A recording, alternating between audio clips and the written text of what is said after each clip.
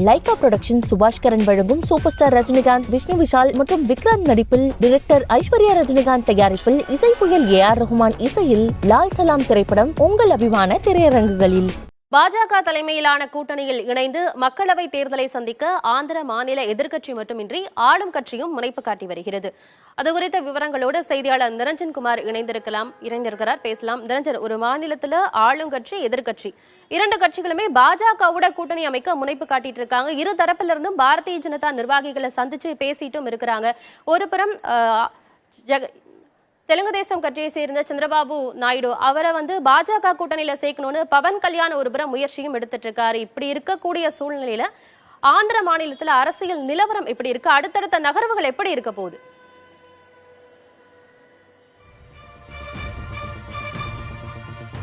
ஆனந்தி, அதாவது ஆந்திரா மாநிலத்தை பொறுத்த வரைக்கும் நம்ம காலையிலிருந்து ஆந்திரா அரசியல் சம்பந்தமான விஷயங்களை நம்ம முக்கியமா கவனிச்சுக்கிட்டு இருக்கிறோம். ஏன்னா அந்த மாநிலத்துல நாடாளுமன்ற தேர்தலோட சேர்த்து சட்டமன்ற தேர்தலும் நடக்க போகுது.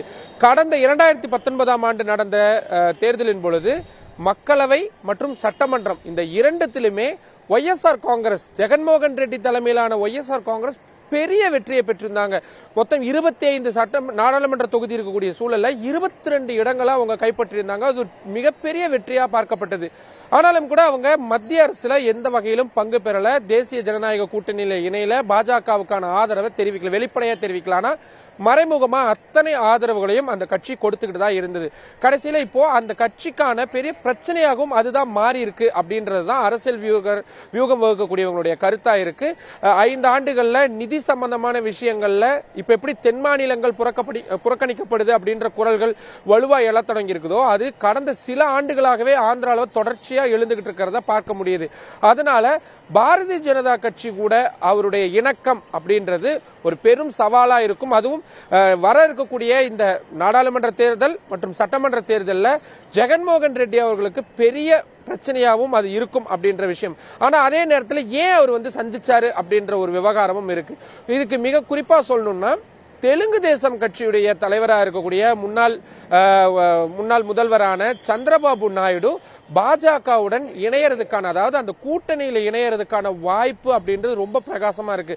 இதுல மிக முக்கியமா இதுல இருக்கக்கூடிய பின்னணியில் இருக்கக்கூடியவர் நீங்க குறிப்பிட்டது போல பவன் கல்யாண் தான் இருக்கிறார். ஏன்னா ஆந்திராவுக்கு முதல்வர் போனப்பவும், பிரதமர் போனப்பவும் சரி, மத்திய உள்துறை அமைச்சர் அமித்ஷா போனப்பவும் சரி, பாஜகவுடைய தேசிய தலைவர் JP நட்டா போனப்பவும் சரி, பல மணி நேரங்கள் அவரு தனித்தனியா சந்திச்சு ஆலோசனை நடத்தி இருக்கிறார். அவருக்கு கொடுக்கப்பட்டிருக்கக்கூடிய மிக முக்கியமான டாஸ்க் எப்படியாவது தெலுங்கு தேசம் கட்சியை பாஜகவுடைய கூட்டணிக்கு கொண்டு வந்துடணும் அப்படின்றதான். இதுல பாஜகவுக்கு என்ன சாதகமான விஷயம்னா, ஆந்திராவில் அவங்க இது வரைக்கும் ஜீரோவா இருக்கக்கூடிய விஷயம், அதாவது எந்த சீட்டுகளும் இல்லாம இருக்கக்கூடிய சூழல்ல அக்கௌண்ட் ஓபன் பண்ணணும் அப்படின்ற ஒரு விஷயம், வாக்கு வங்கி அதிகரிக்கணும் அப்படின்ற ஒரு விஷயம்.